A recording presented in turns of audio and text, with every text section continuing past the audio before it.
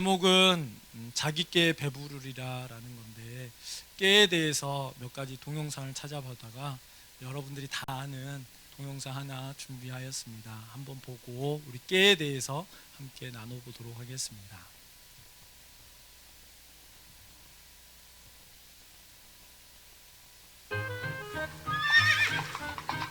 소금찜을 지고 가는 나귀.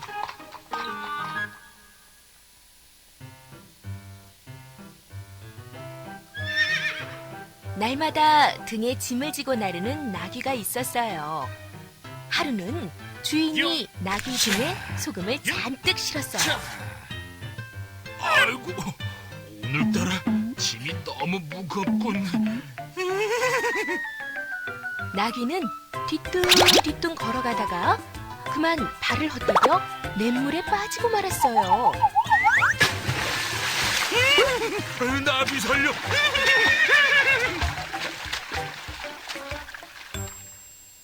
물속에서 한참 동안 버둥거리다 일어난 나귀는 깜짝 놀랐어요. 소금이 물에 녹아서 짐이 가벼워진 거예요. 오호라, 물에 빠졌다가 나오면 짐이 가벼워지는구나. 나귀는 기분이 좋아서 코를 벌렁거렸어요. 며칠 뒤 주인은 나귀 등에 솜을 잔뜩 실었어요. 오늘은 짐이 그다지 무겁진 않군. 나귀는 냇물을 보자마자 지난번 일을 떠올리고는 일부러 물에 푹 빠졌어요. 이제 짐이 더 가벼워졌겠지? 나귀는 물속에서 여유를 부린 뒤 일어나려고 했어요. 뭐야, 너무 무거워서 일어날 수가 없잖아. 난 몰라. 나귀는 솜이 물을 빨아들이면 훨씬 무거워진다는 사실을 몰랐던 거예요. 꾀를 부리려던 나귀는 무거워진 짐 때문에 울상이 되었답니다.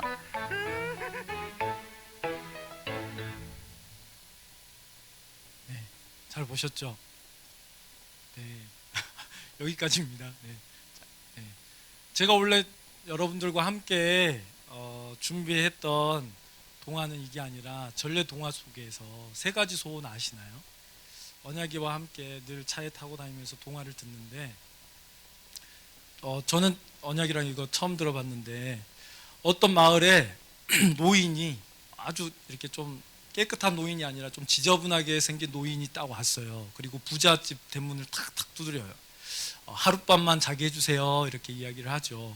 그랬더니 그 부자가 행색을 딱 보고 이런 노인은 우리 집에 이렇게 들여보낼 수 없어. 그래서 문을 탁 닫고 다른 데 가보세요 라고 딱 하면서 그 노인이 이제 터벅터벅 걸어가면서 어떤 초가집 낡은 집에 어떤 부부 아주 가난한 부부집에 이렇게 딱 가면서 하룻밤 재워달라고 하니까 어서 들어오시라고 하면서 이렇게 제사상에 드릴 밥밖에 없는데 그 밥까지 탁 차려서 탁 주고 아침까지 이렇게 탁 차려주고 이렇게 해서 그 노인이 그냥 혹시 세 가지 소원이 있다면 말해보세요 라고 이야기했을 때 그 가난한 부부가 하하하 무슨 말씀이요, 그냥 가시죠, 빨리 가세요 이렇게 이제 그냥 이야기하다가 그냥 번듯한 기와집 하나 있었으면 좋겠습니다 이렇게 이야기하고, 또 아내는 쌀이 없으니까 창고에 쌀이 좀 가득했으면 좋겠어요, 쌀 걱정 안 하게. 그러고 보니까 외양간에 소 2마리나 있으면 참 좋겠습니다 라고 했을 때 뿅 하고 그 노인이 사라지면서 대골집으로 바뀌고 쌀의 창고가 많아지고 소가 우는 거예요. 그 소식을 부자가 딱 들었어요. 내가 실수했구나, 빨리 그 노인을 찾아가야 되겠다. 그래서 늙은 노새를 탁 이끌고, 여기서도 노새가 나오네요. 노새를 이끌고 찾아가요. 어떻게든 나도 세 가지 소원을 좀 빌어서 더 부자가 되든지 뭐가 더 좋아지려고 막 쫓아가요. 그러다가 그 도인을 갑자기 만나게 돼요. 그런데 그 도인이 자기 바쁘다고 그냥 세 가지 소원 들어줄 거니까 가라고 그래요. 그래 그 부자가 아무것도 안 했는데 너무 기쁘게 이제 나귀를 딱 타고 가는데 갑자기 나귀가 너무 느린 거야. 늙어가지고 너무 나귀가 늙어서 소원을 빌어야 돼. 이 빌어먹을 나귀 다리나 부러져버려! 이렇게 딱 하니까 다리가 부러져 버린 거야. 내 소원, 아까운 소원이 하나가 날아간 거예요. 너무 마음이 괴로운 거예요. 나귀도 보고 나귀를 보니까 막 속이 상해서 에이 나귀가 그냥 없어졌으면 좋겠다 이렇게 하니까 나귀가 또 사라진 거예요.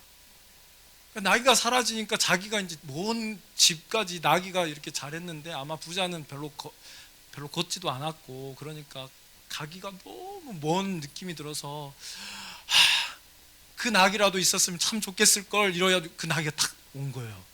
그래가지고 3가지를 다 써버린 거예요. 이런 꾀들이 있죠. 그래서 가난한 사람은 그 꾀를 부리려고 한 게 아니라 꾀는 여러분들 이렇게 제가 찾아보니까 별로 안 좋은 의미로 사용되는데 좋은 꾀도 있잖아요. 아세요? 네.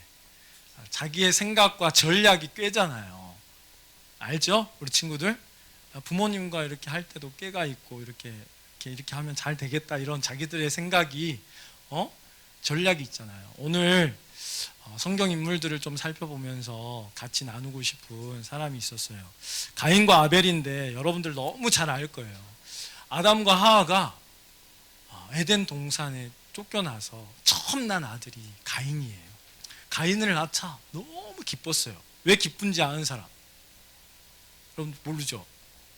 성경을 자세히 보면 알 수 있는데 뱀하고 여자가 원수가 되고 여자의 후손을 뱀이 물고 뒤꿈치를 물고 그리고 여자의 후손이 뱀의 머리를 밟으면 아담과 하와는 다시 모아질 거라고 생각했던 것 같아요. 그래서 여자의 후손인 가인, 여자가 낳았잖아요.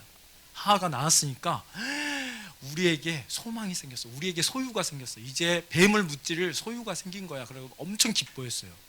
그리고 이제 이렇게 막 키웠겠죠. 그런데 2번째 아들의 이름이 아벨이에요.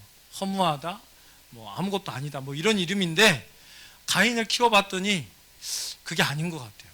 원수는커녕 더 힘들어. 애 키우고 막 말도 안 듣고 하라는 대로 안 하고 그래 더 힘들어. 자식 낳아봤자 힘들기만 해. 아무것도 아니야.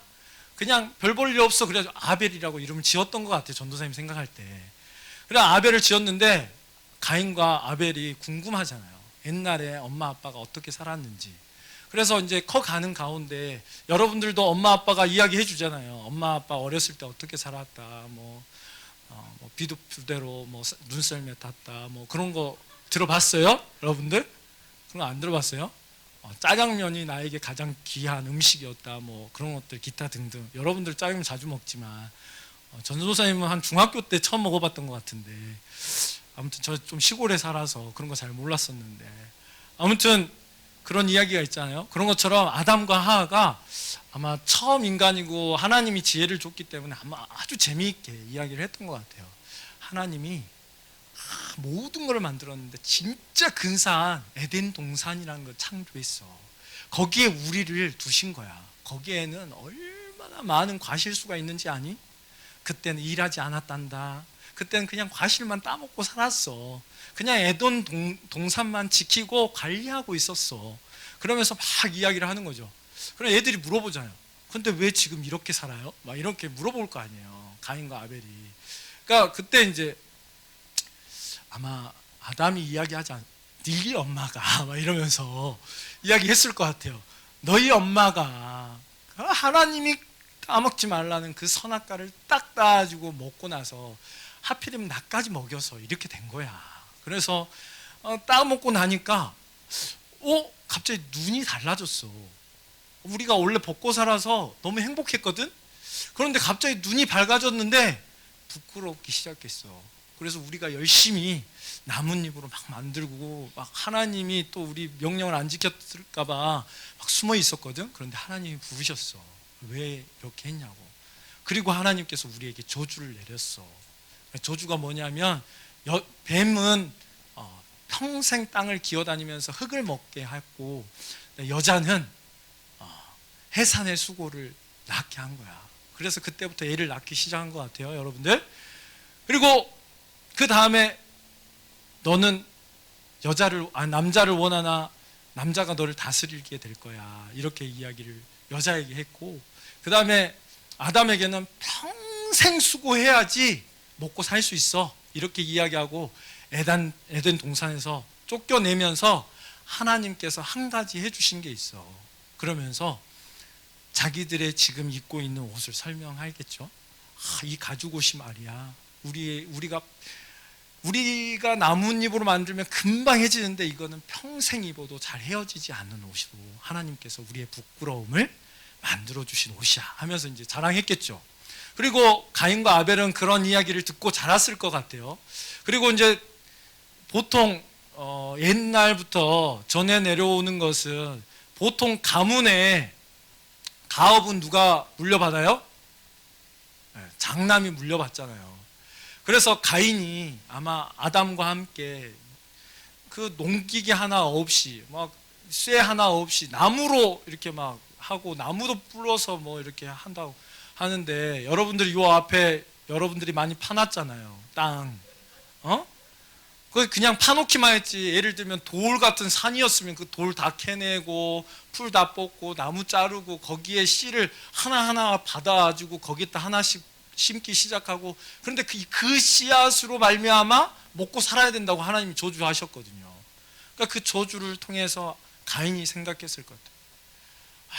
하필이면 우리 부모님이 죄를 지어가지고 내가 이런 고생을 하지 않나, 막 이런 생각으로 아마 이렇게 농사를 지었던 것 같아요, 제 생각에. 그래서 막 열심히 일을 했겠죠. 아벨은 가인이 볼 때 맨날 놀았어요. 여러분들 양 키우는 게 좋을 것 같아요, 농사하는 게 좋을 것 같아요? 여러분들 생각이요. 양 키운 거? 그렇지, 쉬운 건 양 키운 거야. 그런데 그 당시에 양을 잡아먹었을까요? 안 잡아먹었을까요? 네? 잡아먹었을까? 그러면 아벨이 진짜 인기가 짱이었을 건데 그때는 양을 잡아먹지 않았어요. 그럼 언제부터 양을 잡아먹게 되었을까요? 네?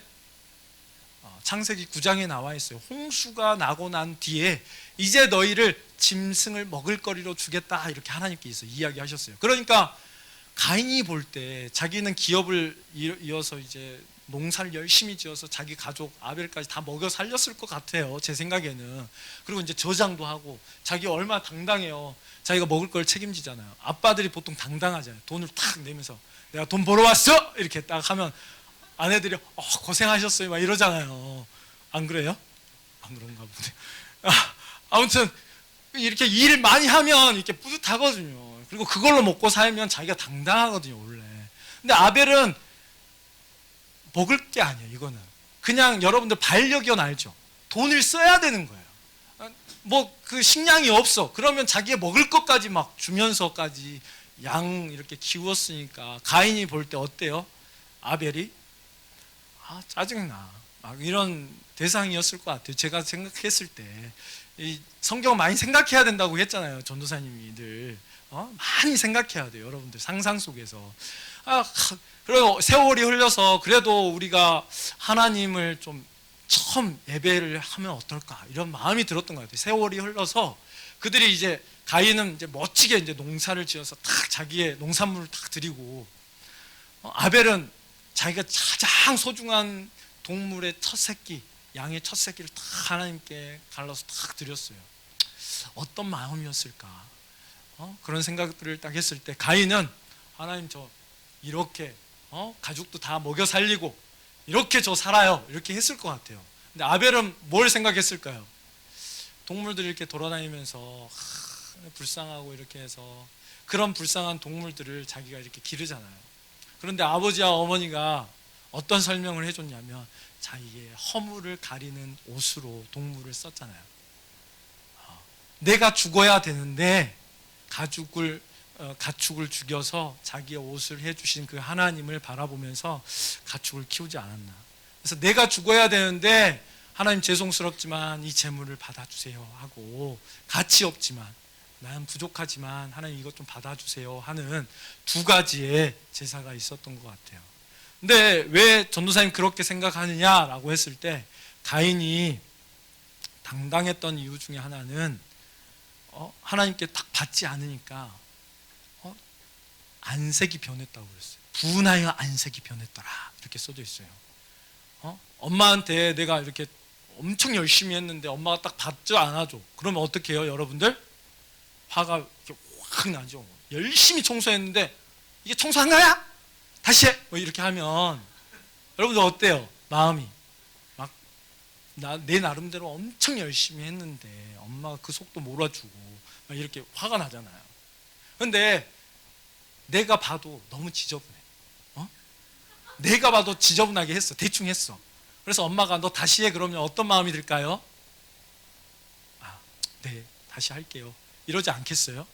아마 가인이 당당하지 않고 아마 하나님이 주신 원래 죽었어야 되는데 하나님 그래도 죽이지 아니하시고 하나님께서 이렇게 선처해 주셔서 내가 먹고 살 수 있도록 또 하나님을 알 수 있도록 해주셔서 감사합니다라는 마음을 가졌으면 그렇게 안색이 변하지 않았을 것 같아요. 하나님은 창조주잖아요. 우리는 피조물이고 언제든지 하나님의 손길을 끊으면 우리는 죽을 수밖에 없는데 가인이 당당할 수 없거든요.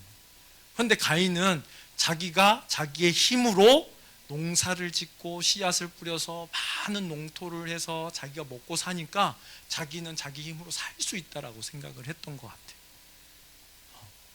그런데 여러분들도 잘 생각해야 돼요. 제가 이것을 왜 여러분들과 같이 나누려고 하냐면 여러분들이 가인을 생각했을 때 가인이 잘못 생각했을까요? 저는 대부분 가인처럼 생각한다고 생각해요. 제 스스로도. 내가 열심히 일하면 당당해지고 열심히 일하지 않으면 좀 위축되고 그런 마음이 제 안에도 늘 있어요. 그런데 하나님께서 원하시는 마음은 뭐냐면 너는 반드시 죽어야 된다는 것을 깨달아야 돼요.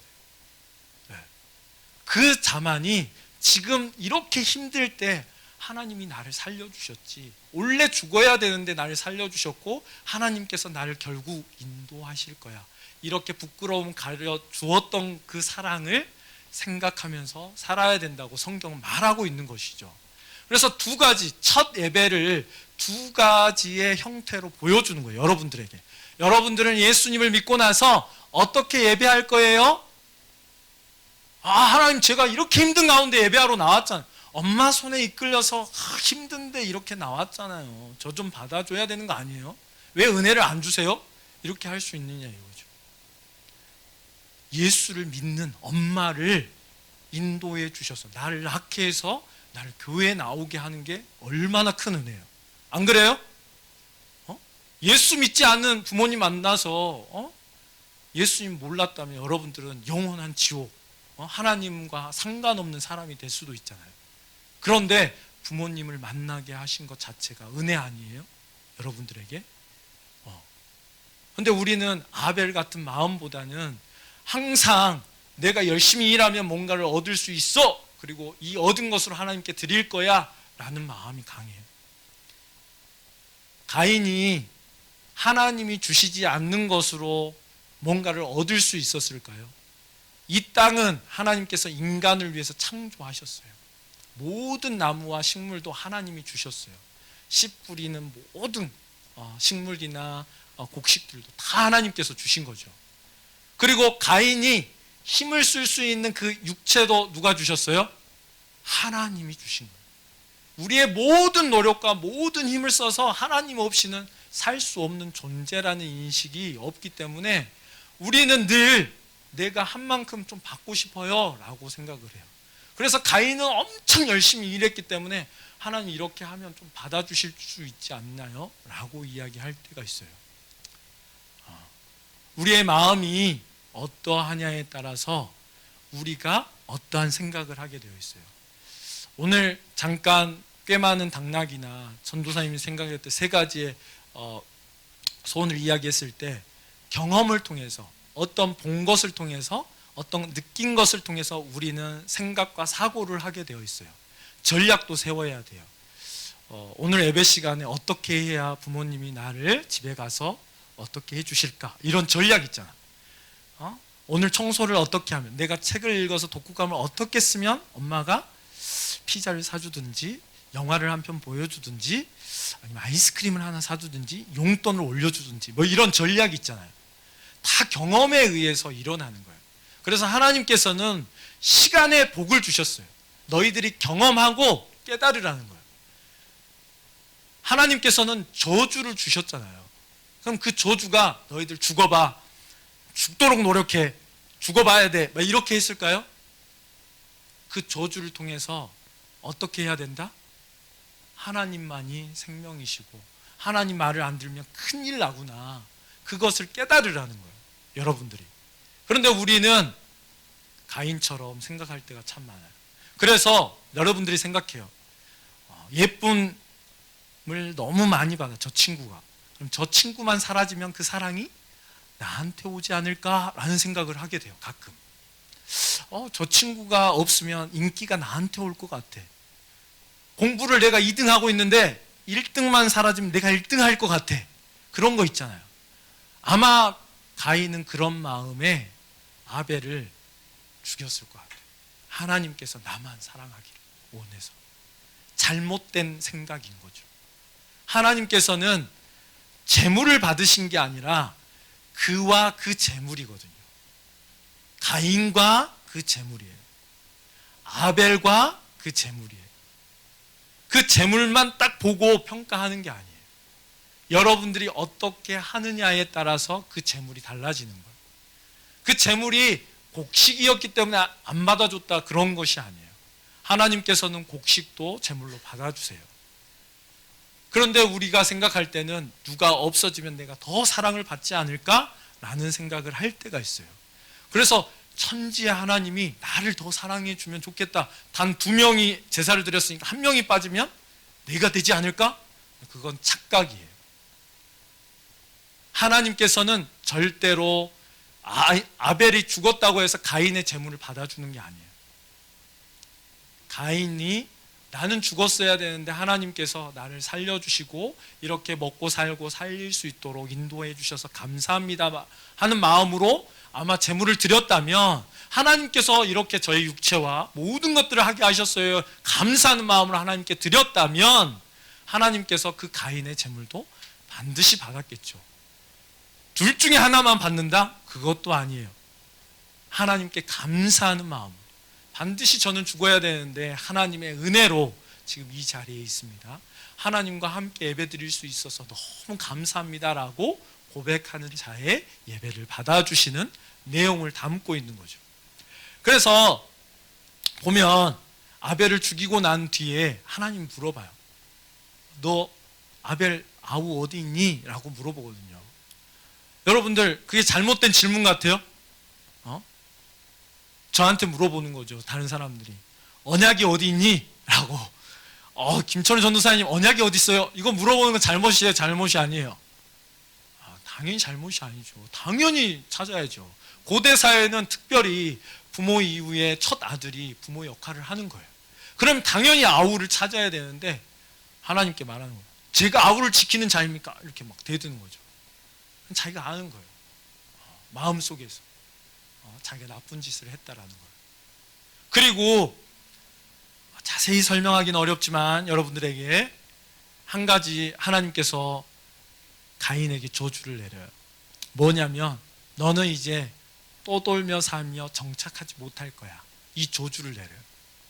그리고 가인이 그 벌이 너무 커요 라고 이야기했을 때 하나님께서 그에게 표를 하나 주는데, 너를 누구도 죽이지 못할 거야 라는 표를 주는 거죠. 그의 진짜의 두려움에 안식처를 하나님께서 허락하셨는데도 불구하고 가인은 그 말을 지켰을까요, 안 지켰을까요? 안 지켰어요.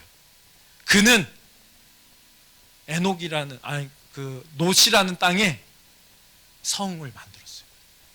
그리고 그 땅에 거주했어요. 하나님의 말을 지켜요, 안 지켜요?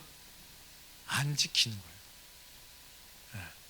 하나님께서 계속 은혜를 베푸시는 가인에게도 가인은 그 은혜를 별로 중요시 여기지 않고 하나님의 은혜를 무시하고 명령에 순종하지 않고 다른 삶을 사는 것에 대한 이야기가 가인의 생각인 거예요. 가인의 전략은 나만 안전하다면 내 마음대로 할 거야 라는 생각을 갖게 하는 거죠.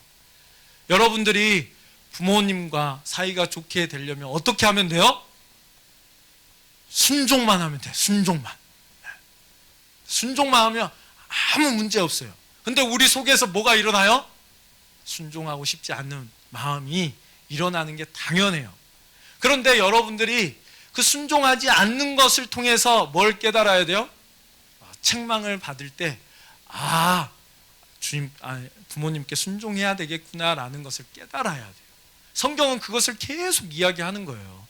부모님께 혼나서 힘들어지고 용돈도 줄어들고 고난도 받고 매도 맞고 어려워지는 것을 깨달을 때 우리는 깨달아야 돼요. 순종해야 되겠다라는 전략을 세워야 돼요. 생각을 바꿔야 돼요. 그 깨를 만들어야 돼요. 그 깨가 좋은 건데 우리의 깨는 늘 숙제를 어떻게 하면 살짝 넘어가지? 노력하지 않고 청소를 어떻게 하면 엄마가 대신하게 할까? 아니면 끝까지 놀아볼까? 아니면 어떻게 하면 아이스크림을 더 많이 먹지? 뭐 이런 생각만 하는 거죠. 여러분들의 생각이 여러분들을 만들어요. 여러분들이 어떤 것을 듣느냐에 따라서 여러분들이 어떻게 성장할 거예요. 여러분들은 두 가지 예배 중에 어떤 것을 선택하는지는 여러분의 선택이에요. 항상 부모님이 그 마음을 여러분들을 바꿀 수가 없어요. 그래서 하나님이 여러분들을 받아주시든지 받아주지 않든지 둘 중에 하나를 할 거예요. 그런데 무조건 받지 않나 받아준다가 아니에요. 하나님이 주신 그 은혜에 대해서 내가 잘 알고 그 은혜에 대한 감사로 하나님께 나올 때 모두 다를 받아주세요. 네.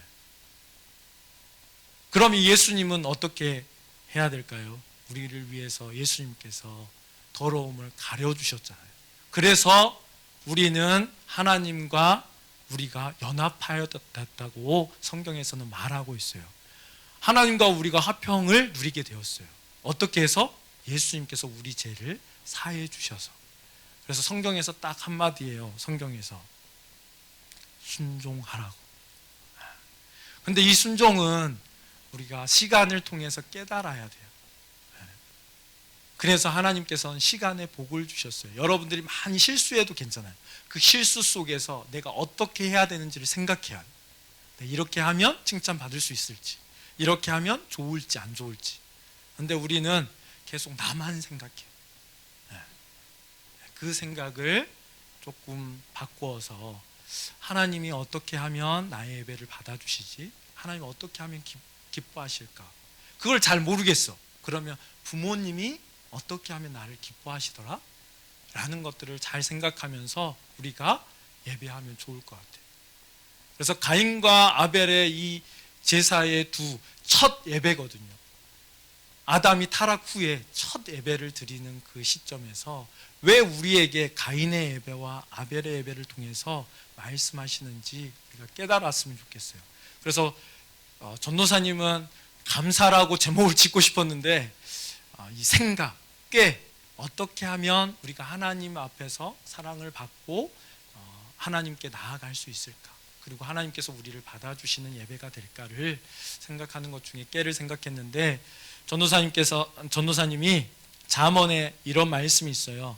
4장 13절에 훈계를 굳게 잡아 놓치지 말고 지키라. 이것이 내 생명이니라. 그리고 잠언 6장 23절 하반부에 보면 훈계의 책망은 곧 생명의 길이라 이렇게 써져 있어요. 그리고 오늘 이 자기께 배부리라는 말씀이 1장에 나와 있는 말씀인데 1장 가장 마지막 말씀이 이 말씀이에요. 오직 내 말을 듣는 자는 평안히 살며 재앙의 두려움 없이 안전하리라 이렇게 말씀하고 있어요. 우리는 누구의 말에 순종할 것인가를 잘 생각해야 돼요. 나의 생각에 내 생각으로 내 명령에 순종하든지 아니면 나의 부모님과 하나님의 말씀에 순종하든지 이 생각이 여러분들을 앞으로 잘하게 할 것이고 그렇게 만들어 갈 것이에요. 그런데 실수해도 괜찮아요. 그런데 뭘 해야 된다고? 실수를 통해서 깨달음을 얻어야 해요. 우리는. 그래서 그 저주는 우리에게 복이에요.